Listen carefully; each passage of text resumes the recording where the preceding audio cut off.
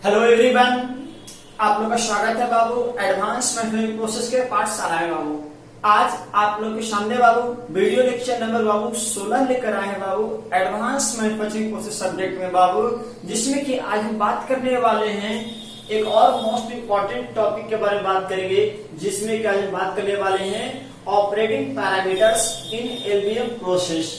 मतलब वो कौन कौन सा पैरामीटर्स है जिसको हम या जिससे मदद से हम एलबीएम प्रोसेस को कंट्रोल कर सकते हैं और इफिशिएंट बना सकते हैं बाबू। जिसमें कि अगर हम बात करें बाबू कि ऑपरेटिंग पैरामीटर्स का अगर बात करें तो एलबीएम प्रोसेस में बहुत सारे वेरियस पैरामीटर्स है जिसके मदद से आप एलबीएम प्रोसेस को इफिशिएंट और कंट्रोल्ड मैनर में क्या कर सकते हैं बाबू, ऑपरेट कर सकते हैं। तो लेकिन अगर ये सब वेरियस पैरामीटर्स को अगर हम मेनली दो पार्ट्स में क्लासिफाई कर सकते हैं बाबू तो कोई दिक्कत नहीं होगा बाबू। तो मेनली अगर बात करें बाबू कि जो ऑपरेटिंग पैरामीटर्स इन एलबीएम प्रोसेस होता है जनरली दो वेरियस पैरामीटर्स में बदलते हैं बाबू। एक कहलाता है बाबू बीम पैरामीटर्स। मतलब क्या, बीम पैरामीटर्स बोलने का मतलब वह पैरामीटर जो कि लेजर बीम से एसोसिएटेड है। मतलब जैसे कि वेवलेंथ का बात करेंगे, अब लाइट है तो लाइट हर एक लाइट का क्या होता है वो वेवलेंथ का डिफाइंड होता है बाबू। तो हम क्या बात करेंगे, वो वेवलेंथ का बात करेंगे। नेक्स्ट अगर हम बात करें बाबू कि जो लाइट जो लेजर बीम आ रही है तो उसका कुछ ना कुछ पावर तो होगा बाबू। मतलब क्या, एनर्जी पर टाइम, उसका उस पावर का इंटेंसिटी भी तो होगा कि उस इंटेंसिटी कितना है वो लेजर बीम का बाबू। नेक्स्ट अब जानते हैं कि लेजर लाइट कहीं भी लाइट पड़ेगा तो उसका स्पॉट साइज बनेगा, दाग धब्बा बनेगा बाबू। नेक्स्ट अगर सेकंड बात करें बाबू कि हम जो लेजर लाइट दे रहे हैं या जो पावर जो दे रहे हैं बाबू वो कंटिन्यूअस भी दे सकते हैं या क्या करते हैं पल्स मोड भी दे सकते हैं बाबू। तो ये सब जो पैरामीटर्स है वो पैरामीटर्स डायरेक्टली लेजर बीम से एसोसिएटेड है, इसीलिए हम इसको कहते हैं बाबू बीम पैरामीटर्स। मतलब लेजर बीम पैरामीटर्स में बात करेंगे वेवलेंथ ऑफ लेजर बीम का बाबू। सेकंड बात करेंगे power, intensity and spot size of laser beam का बात करने वाले। नेक्स्ट हम बात करने वाले continuous wave and pulsed laser power का बात करने वाले। मतलब जो लेजर पावर दे रहे हैं, जो लेजर बीम दे रहे हैं उसका पावर कंटिन्यूअसली सप्लाई कर रहे हैं या पल्स रेट में रुक रुक के सप्लाई कर रहे हैं बाबू। नेक्स्ट उसके बाद होता है कुछ ऐसे पैरामीटर्स है बाबू जो कि प्रोसेस के दौरान, ऑन गोइंग प्रोसेस के दौरान आप क्या कर सकते हैं बाबू, कंट्रोल कर सकते हैं। जैसे कि अगर हम बात करें फर्स्ट वन का बात करें बाबू तो फोकल लेंथ। फोकल लेंथ क्या होता है वो कि जानते थे कि एलबीएम प्रोसेस में देखे थे कॉलीमेटिक लेंस यूज किए थे। वो कॉलीमेटिक लेंस क्या क्या था, जो पैरेलल जो लेजर बीम्स आ रहा था बाबू उसको क्या कर रहा था वो कन्वर्ज कर एक पॉइंटेड बना रहा था बाबू। और जो पॉइंटेड लेजर बीम पर रहा था वो कहाँ कंसंट्रेट हुआ था, वर्कपीस पे। मतलब क्या, वर्कपीस और अगर बात करें कहा जहां पे कॉलीमेटिक लेंस है दोनों के बीच का जो डिस्टेंस है फोकल लेंथ करते हैं। तो वो जो डिस्टेंस है वो बिटवीन कॉलीमेटिक लेंस एंड वर्कपीस वो प्रोसेस के दौरान, ऑनगोइंग प्रोसेस के दौरान आप घटा या बढ़ा सकते हैं बाबू। मतलब क्या, उसके घटाने बढ़ाने से भी आपका एलबीएम प्रोसेस के इफिशियंसी में क्या होगा बाबू, चेंजिंग आएगा बाबू। चलिए नेक्स्ट वन क्या है वो कटिंग स्पीड। आप जानते हो कि मशीनिंग प्रोसेस में कटिंग स्पीड एक इंपॉर्टेंट पैरामीटर है जिसको आपको कंट्रोल करना होगा इफिशिएंट मशीनिंग होने के लिए बाबू। कटिंग स्पीड ना तो एक लिमिट से ज्यादा होना चाहिए ना ही एक लिमिट से कम होना चाहिए। ये जो कटिंग स्पीड है बाबू ये भी क्या ऑन गोइंग प्रोसेस के दौरान आप कंट्रोल कर सकते हैं बाबू। एंड लास्ट वन एक नोजल डायमीटर एंड एसओडी का मतलब क्या, stand off distance. Stand off distance ये क्या होता है कि जानते हैं कि एलबीएम के दौरान आपको एक मीडियम चाहिए बाबू जिस मीडियम से आप लेजर बीम को पास कर सकते हैं बाबू। तो हम लोग गैस को यूज करते हैं, तो गैस को जो यूज करते हैं बाबू तो ऐसा गैस होना चाहिए जो कि लेजर बीम के साथ पैरेलली मतलब को एक्सियल क्या करना चाहिए, ट्रेवल करना चाहिए। हम उसके लिए नोजल यूज करते हैं बाबू। तो नोजल और वर्कपीस के बीच में जो डिस्टेंस होता है बाबू उसको होता है स्टैंड ऑफ डिस्टेंस। जैसे कि कॉलीमेटिक लेंस और वर्कपीस के बीच में डिस्टेंस है उसी तरीके से नोजल और वर्कपीस के बीच जितना दूरी है उसको स्टैंड ऑफ डिस्टेंस बोलते हैं। साथ साथ नोजल का जो डायमीटर है बाबू ये भी इंपॉर्टेंट है वो क्योंकि इसी से कंट्रोल होगा वेलोसिटी और प्रेशर ऑफ गैस क्या होगा वो कंट्रोल होने वाला है बाबू। तो टोटल 6 पैरामीटर्स है बाबू, जिसको हम कहते हैं ऑपरेटिंग पैरामीटर्स इन एलवीएम प्रोसेस। हमको इसको डिटेल में क्या करना है बाबू, पढ़ाई करना है बाबू एक एक करके। और ये जो टॉपिक है बाबू मेनली अगर तो सेमेस्टर पॉइंट ऑफ व्यू से के लिए इंपॉर्टेंट है बाबू। क्यों? क्योंकि अगर आपके सेमेस्टर में सिलेबस का बात करें तो डायरेक्टली क्या क्या इंडिकेट कर दिया बाबू कि ऑपरेटिंग पैरामीटर्स इन एलवीएम प्रोसेस को पढ़ाई करिए। मतलब क्या बाबू, ये जो टॉपिक है specifically semester point of view से क्या होगा, बहुत ही इंपॉर्टेंट है। So let's start one by one with full explanation बाबू। तो सबसे पहले हम स्टार्ट करेंगे बाबू वेवलेंथ ऑफ लेजर बीम से बाबू।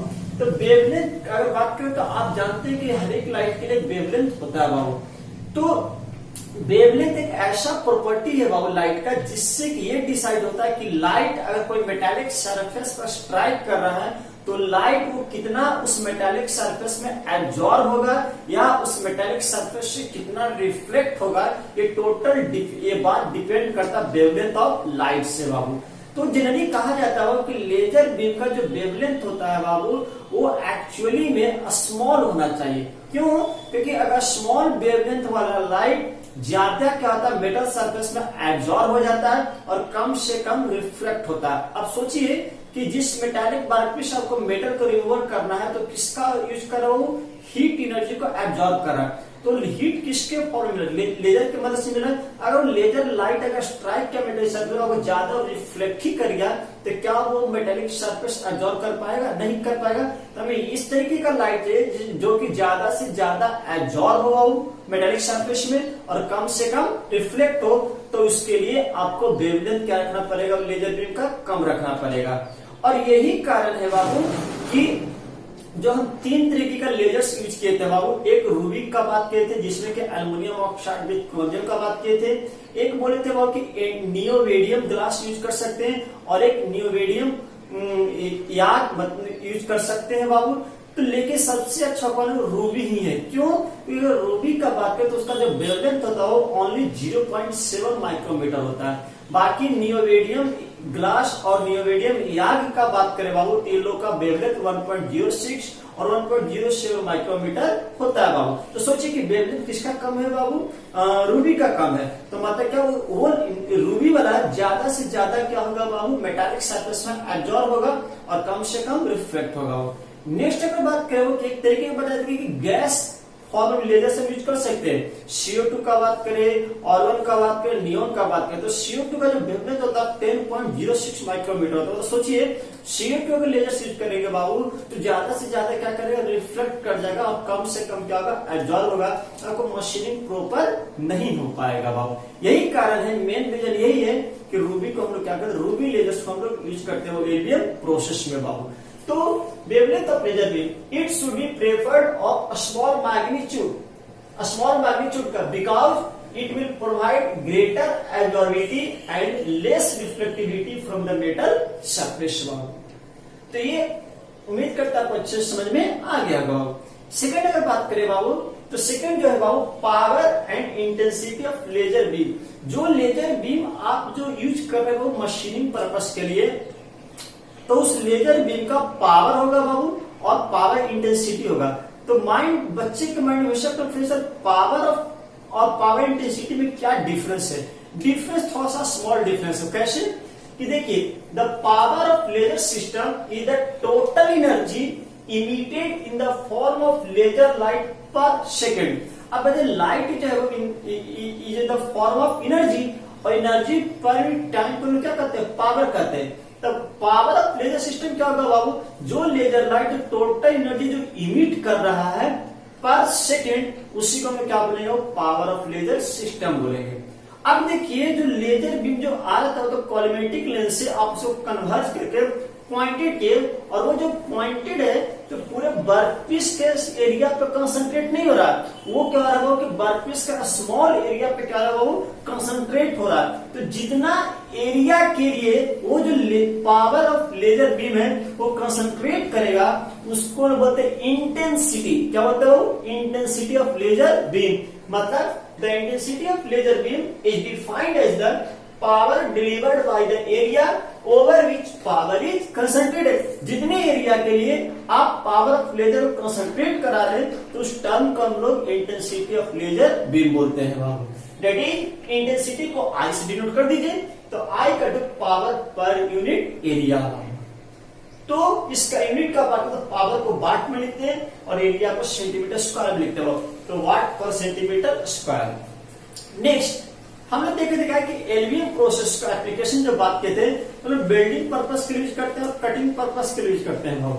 अब वेल्डिंग पर्पस क्या है कि दो मेटेलिक सरफेस को क्या करना है, ज्वाइन करना है। लेकिन अगर बात करें कटिंग पर्पस में, मतलब दो मेटल सरफेस क्या करना, कट करके अलग करना है।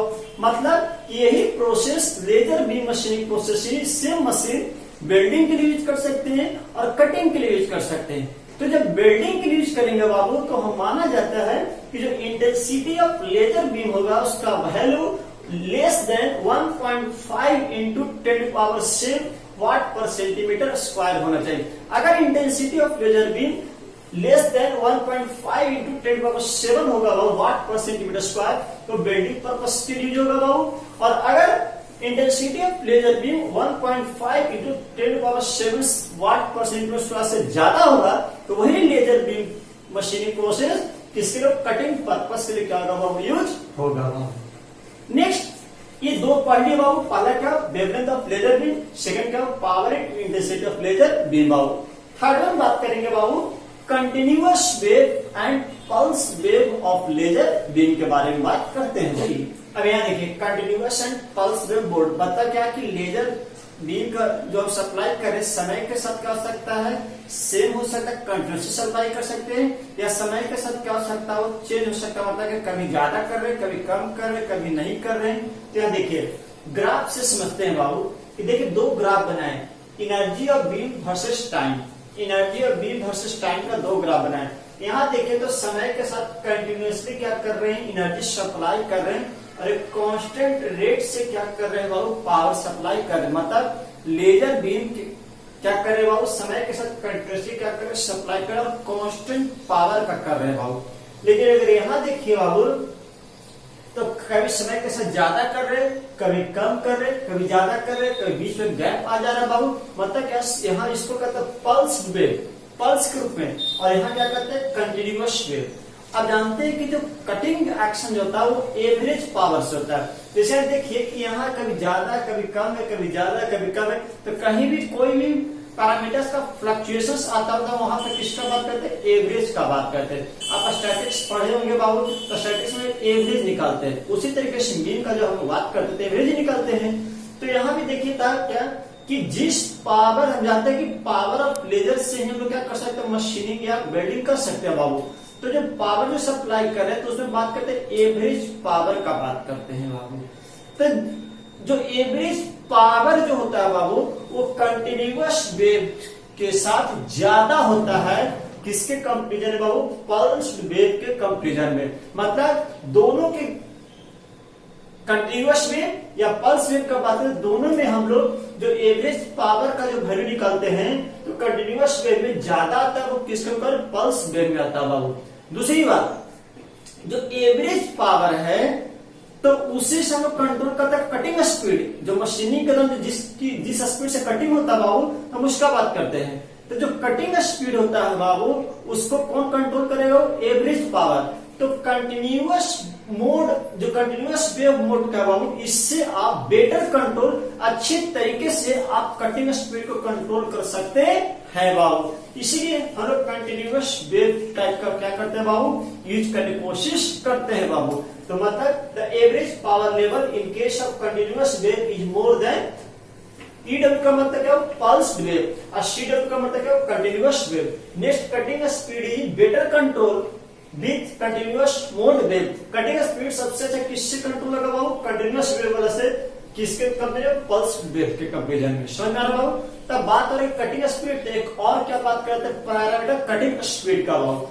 कटिंग स्पीड, अब सोचिए कटिंग स्पीड का वैल्यू ना तो ज्यादा होना चाहिए एक लिमिट से, और ना ही कम होना चाहिए, मतलब क्या, मॉडरेट वैल्यू। अब सोचिए कि अगर ज्यादा हो जाए वैल्यू, कटिंग स्पीड बहुत तेजी रेट से हम करें, तो क्या होगा बाबू कि बहुत ही कम समय देंगे वर्कपीस और टूल के बीच में कांटेक्ट होने का बाबू मतलब जो हीट जो क्या उसमें जब कंसंट्रेट आउट हो रहा है, लेजर बीम जो कंसंट्रेटेड हो रहा है वर्कपीस पे, और कटिंग स्पीड ज्यादा रखेंगे बाबू तो जो वर्कपीस और लेजर बीम का जो कांटेक्ट टाइम हो कम होगा बाबू। अगर कांटेक्ट टाइम कम होगा तो उसमें जो डेप्थ ऑफ पेनिट्रेशन, जितना डेप्थ के लिए पेनिट्रेट कराना है लेजर बीम को, वो कम होगा कि नहीं, कम होगा बाबू। लेकिन ये सोचिए कि अगर हम कम वैल्यू दें, मतलब कटिंग स्पीड का कम वैल्यू दे, मतलब क्या कि ये कह सकते हैं कि लेजर बीम और वर्कपीस का कांटेक्ट टाइम अगर बढ़ा दे तब क्या होगा बाबू कि हीट अफेक्टेड जोन, क्या बोले, हीट अफेक्टेड जोन का वैल्यू क्या हो जाएगा, वो बढ़ जाएगा।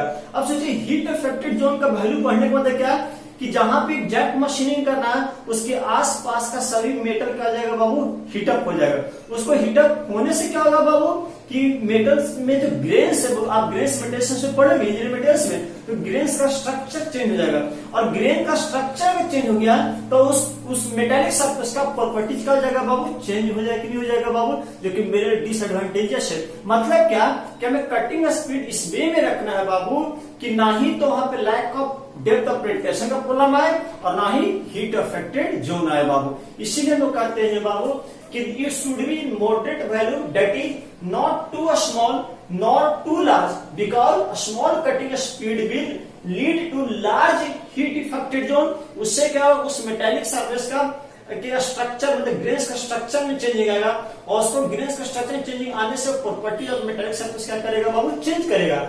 एंड लार्ज स्पॉट साइज, जो दाग जो धब्बा बनेगा काला काला बाबू, ब्लैक डॉट, उसका साइज क्या हो जाएगा, बड़ा हो जाएगा बाबू। While large cutting speed will lead to lack of depth of penetration, मतलब प्रॉपर तरीका से पेनिट्रेशन नहीं हो पाएगा लेजर बीम का वर्कपीस के इनसाइड। इसलिए कटिंग स्पीड का वैल्यू मॉडरेट होना चाहिए। और कटिंग स्पीड सबसे अच्छा बेटर कंट्रोल किस मोड में होता है बाबू, कंटिन्यूअस वेव मोड में होता है। क्यों, क्योंकि कंटिन्यूअस वेव मोड का एवरेज पावर जो होता है बाबू वो ज्यादा होता है किसके कंपैरिजन में, पल्स्ड वेव के कंपैरिजन में बाबू। ये समझ में आ गया। चलिए नेक्स्ट अब बात करते हैं फोकल लेंथ और स्टैंड ऑफ डिस्टेंस के बारे में बात करते हैं। नेक्स्ट वन है बाबू फोकल लेंथ। सबसे पहले ये बात कि फोकल लेंथ कहते किसको है बाबू, तो आप लोग लाइट चैप्टर में पढ़े होंगे बाबू क्या कि it is defined as the distance between focus lens, मतलब हर एक लेंस का फोकस पॉइंट होता है बाबू, और वर्कपीस के बीच का जो डिस्टेंस होगा बाबू वही क्या कहलाएगा, फोकल लेंथ कहलाएगा। अब ये बात है the value of focal length should be small, मतलब जो फोकल लेंथ का वैल्यू है बाबू एफ, वो क्या होना चाहिए, स्मॉल होना चाहिए। क्यों, क्योंकि जो लेजर बीम जो वर्कपीस को कम से कम डाइवर्ज करता है। देख क्या देखते हैं, ये लेंस की मदद से हम क्या कॉलिमेटिक लेंस की मदद से हम लोग लेजर बीम को क्या कर रहे थे, वो कंसंट्रेटेड कर रहे थे, मतलब कन्वर्ज कर रहे थे। मतलब क्या लेजर बीम का वर्कपीस कवर डाइवर्जेंस क्या कम है, और हीट अफेक्टेड जोन भी क्या वो कम है, और हीट अफेक्टेड जोन कम रहेगा तो स्पॉट साइज जो है वो उसका वैल्यू भी क्या होगा, कम होगा। इसीलिए हम लोग फोकल लेंथ का वैल्यू क्या रखते हैं बाबू, कम रखते हैं। मतलब कॉलिमेटिक लेंस और वर्कपीस के बीच का डिस्टेंस क्या रखेंगे, वो कम रखेंगे, जिससे कि मेरा क्या होगा बाबू कि आपका जो लेजर बीम है कम से कम डाइवर्ज होगा वर्कपीस में, मतलब ज्यादा से ज्यादा कन्वर्ज होगा, मतलब इंटेंसिटी ऑफ लेजर बीम ज्यादा से ज्यादा होगा बाबू। क्योंकि पावर अपॉन एरिया, तो कम एरिया में अगर कंसंट्रेट होगा तो स्वाभाविक बात है कि जबकि इंटेंसिटी क्या होगा, ज्यादा होगा। उससे क्या होगा कि आपका हीट अफेक्टेड जोन भी क्या होगा, कम से कम होगा बाबू, और बोल सकते हैं कि अंदर का प्रॉपर्टीज भी क्या करेगा, चेंज नहीं करेगा मेटेलिक सरफेस का, क्योंकि grain structure metallic surface change नहीं कर रहा बाबू, और साथ साथ जो स्पॉट बना उसका साइज भी क्या होगा, स्मॉल होगा बाबू। नेक्स्ट एक nozzle diameter and SOD. SOD का मतलब स्टैंड ऑफ डिस्टेंस। ये क्या बाबू का stand off distance, it is the distance between nozzle and workpiece. हम नोजल किस लिए रखते हैं बाबू कि गैस को सप्लाई करने के लिए। गैस क्या करता है, प्रोसेस करने में मीडियम प्रोवाइड करता है बाबू, लेजर बीम को क्या करता है, ट्रेवल कराने में बाबू। तो वहां पे जो नोजल यूज करते हैं, तो नोजल और वर्कपीस के बीच का जो डिस्टेंस होता है उसको क्या होता है, स्टैंड ऑफ डिस्टेंस बोलते हैं। और तो बोला जाता है कि डायमीटर ऑफ नोजल और स्टैंड ऑफ डिस्टेंस का वैल्यू जनरली कम रखना चाहिए। क्यों, it will create less turbulence in the laser beam. आप टर्बुलेंस का बात करें तो फ्लूइड मैकेनिक्स में लैमिनार फ्लो, टर्बुलेंट फ्लो का बात करते हैं बाबू। आखिर के गैस एक तरह का फ्लूइड है, हम चाहते हैं कि कम से कम टर्बुलेंस, क्योंकि टर्बुलेंट का क्या होता है प्रॉपर्टी कि जहां भी टर्बुलेंसी आएगा फ्लो में बाबू, तो आपका एनर्जी का लॉस का ज्यादा से ज्यादा होगा। तो हमेशा अगर टर्बुलेंसी अगर कम रखना है तो आपको नोजल डायमीटर और एसओडी का वैल्यू क्या रखना होगा, वो कम रखना पड़ेगा। इसका वैल्यू जनरली 0.5 mm से 1.5 तक रख सकते हैं। मतलब नोजल डायमीटर और एसओडी का वैल्यू आप 0.5 mm से 1.5 mm के बीच में आप रख सकते हैं बाबू। तो हम बोल सकते हैं कि ये सब जितना भी टोटल 6 ऑपरेटिंग पैरामीटर्स आपको पढ़ाए हैं बाबू। ये 6 ऑपरेटिंग पैरामीटर्स को आप अच्छे से क्या करिए, वीडियो देख देख कर समझिए, इसका प्रॉपर नोट्स बनाइए। और ये आपके सेमेस्टर पॉइंट ऑफ व्यू से फिर से बहुत ही इंपॉर्टेंट है बाबू। अगर आपके सेमेस्टर पॉइंट, अगर सेमेस्टर एग्जाम 6 मार्क्स का आता है तो 6 पॉइंट्स को क्या करिएगा, लिख दीजिएगा, आपको अच्छे खासे मार्क्स मिल जाएंगे बाबू। सो उम्मीद करते हैं बाबू कि आज के वीडियो लेक्चर आपको अच्छे तरीके से समझ में आया बाबू। सो अगले वीडियो लेक्चर में बाबू हम स्टार्ट करने वाले हैं बाबू नए तरीके का नॉन कन्वेंशनल मशीनिंग प्रोसेस, जो कि इलेक्ट्रोकेमिकल मशीनिंग प्रोसेस के बारे में बात करेंगे बाबू। ये भी एक one of the most popular non conventional machining process है बाबू, और इससे बहुत ही सारा न्यूमेरिकल्स बनता है बाबू, जो कि हमेशा एग्जाम्स में आते रहते हैं। सो दिस वीडियो लेक्चर में हम इसको शुरू करेंगे बाबू। तब तक के लिए बाबू टेक केयर, खुश रहिए।